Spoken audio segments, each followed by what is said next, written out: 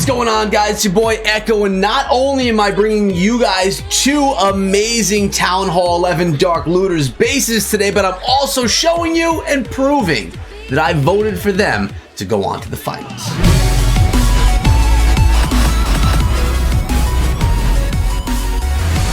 Guys, I hope you're doing well today. So what I'm going to do right now is going over to the wildcard voting, which you all have in game. If you're a Town Hall 8 or above, you can cast your vote for any of these 8 clans. As you guys can see, my choice was the Dark Looters. It's because I have a relationship with those guys over there, and well, I decided to vote for them. And they would be my recommendation to you as well, but that choice is completely up to you. But make sure you vote. Your votes really do matter. 2 of these clans move on to the finals. So who is it going to be? Again, my vote is for the Dark Looters. And now today's video is featuring 2 bases put together and developed by the Dark Looters. Let's go check them out. So like I said, guys, we're looking at 2 Town Hall 11 bases today, but because I built them on my Town Hall 12 account, they are only consisting of Town Hall 11 buildings, and there are a bunch of buildings that Town Hall 12 has that I'm not including in this build because that would make it wrong. But as you can see, the building, the Town Hall itself, is Town Hall 12 level. That's because I am in Town Hall 12. But the design, the defenses, and the placements are all set for Town Hall 11. And this is a solid base, guys, because it makes you make a decision. You have to decide, do you want to come in by the Town Hall, secure that 1 star, and then shoot for that Eagle Artillery, take it out early in the attack? Or do you want to come down from this side, take out the enemy heroes along the way? You got the Queen, who makes it really difficult to do a Lalo. Or do you want to kind of come in from the bottom and try and get to the clan castle, which is centered inside of the base? Lots of different choices to make on this one, but not only that, it's also a widely spread base, so it takes some time to funnel things down if you're looking to send a kill squad into the base. Notice this base consists of no dead zones. There's no blank spots in between to try and, I guess, distract or confuse the troops and make them go in different directions. Here, everything is one panel after the other, one line of wall after the other. So if you're going in with a wall wrecker, you have to pound through a ton of wall to actually make your way through the base. If you're going with a stone slammer, same type of thing. It's not going to path properly. Now, we do have 4 air defenses, 1 in each corner. These 2 are easy to get with maybe a queen walk if you'd like to. These 2, quite a bit more difficult. They're more nestled into the base. So if you try and do a walk from the northern or the western side of the base, you're going to lose your healers to those air defenses, so it makes it more difficult. Not only that, you have your Tesla farm or your mini Tesla farm right here behind the Town Hall. So that's going to make that Town Hall kind of be like a Town Hall 12 with the Giga Tesla, although it's Town Hall 11. You got the bombs, you got the spring traps as well, making it difficult to send any wall breakers in. And what else is a feature of this base? Something that you will notice are that the X-bows, they are downward facing. They are not facing towards the air. And the sweepers going in towards one another. It's going to make a whole mishmash of troops if they're trying to fly themselves through the center of the base. So looking at this base right here, I would say this is a difficult base to attack with Lalo. Now, if you also notice, we have the Inferno Towers down here in the southeastern side of the base.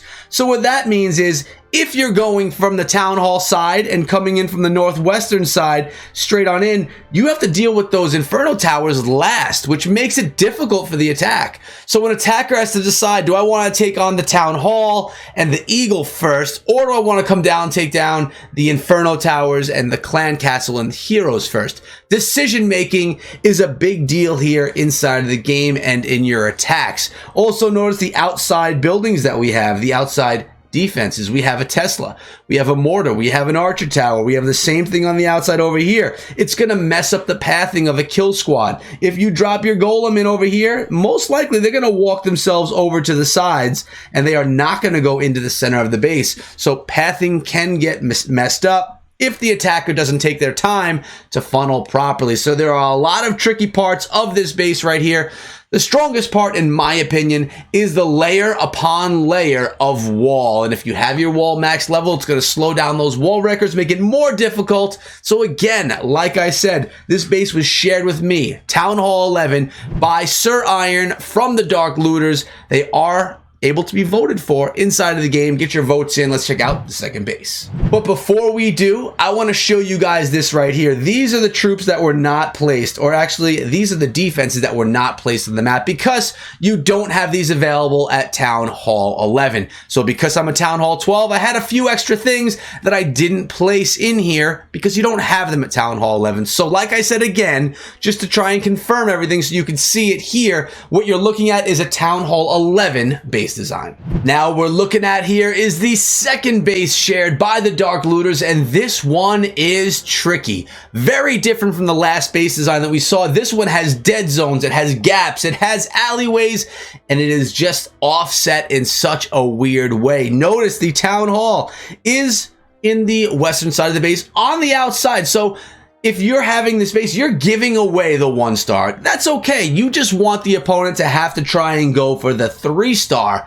And that's what's going to be difficult here. Notice the Eagle Artillery is on the western side of the base as well. Not so hard to get to, although in front of it you have a dead zone. Nothing inside of there, and it's going to really make it difficult for the troops to path into the Eagle, especially if you're coming, let's say you come with a wall wrecker. You can't drop your wrecker over here because it's going to path straight over to the Town Hall. So you can't path straight towards that Eagle Artillery because of that dead zone. Really well placed dead zone over there. We have another one up here in the northern part of the base, only holding a few traps. That's protecting this Inferno Tower, also with the Tornado Trap as well. Bat spells are not going to like it over here. Now, remember, bat spells are not triggering, or they don't trigger traps. But if there's something else in the air triggering traps or triggering the Tornado Trap, it will absorb those bats and they'll be affected by the trap as well. So I really like that dead zone, and I love this alleyway right here. Now, if you saw my last video featuring some Town Hall 8 bases, we talked about trickery in base design and actually putting bases together, making people think something is somewhere where it may not be. And this right here, that would make an attacker think that we have Tesla right over here. Maybe a little Tesla farm. And in actuality, guys, there are no Tesla there at all. What's hanging out there is just more blank space. You want to trick your opponent. Make them dissect the base before attacking it. Think where the traps may be, and I would totally think there was a Tesla farm there. And then attack it and fail. What you're trying to do is have the attackers fail on your base as many times as possible so that Town Hall 12s are going to have to come and dip down and attack your base. Now, this base is even more widespread than the last one that we looked at, and we have Tesla all over the place. We have 2 Tesla over here with a giant bomb in the center. We got 1 up top in the north as well. And where do we have the other Tesla? Where are they hiding? So well hidden, I can't even find them. Also notice we have 2 expos, make that 3 expos facing air, but one of them is facing ground as well. On this base, the Inferno Towers are in the north and in the east on one side of the base, while on the other side of the base is the Town Hall and is that Eagle Artillery.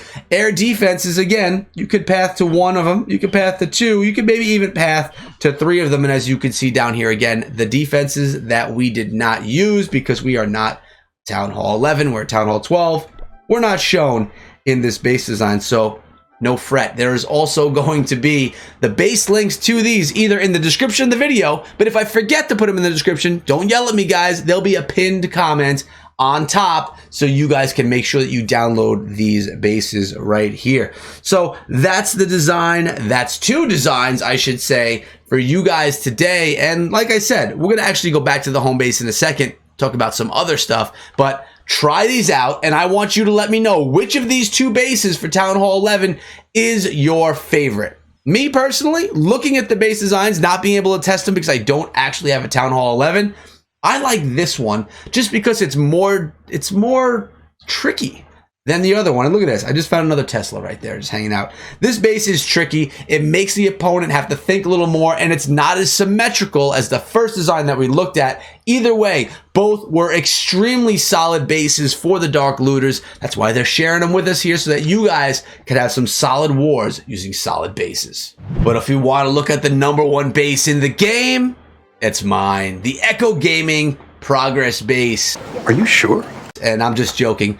This is just my progress base showing you guys, you know, how everything has progressed through my Town Hall 12 maxing experience. And if you missed my video the other day, I did just max out my Town Hall 12. Everything in this base is completely maxed. As you can see, the builder up top is showing there are no builders. All builders are available and nothing is available to build because we're maxed. Even though my Town Hall 12 is maxed, nothing left to do but trophy push. I still have to max out my Builder's Hall. And yes, I know many of you don't care as much about the Builder's Hall, but I think it's fun. And it gives me something to do when I don't have attacks to do, when my 8 attacks from Legends League are done for the day.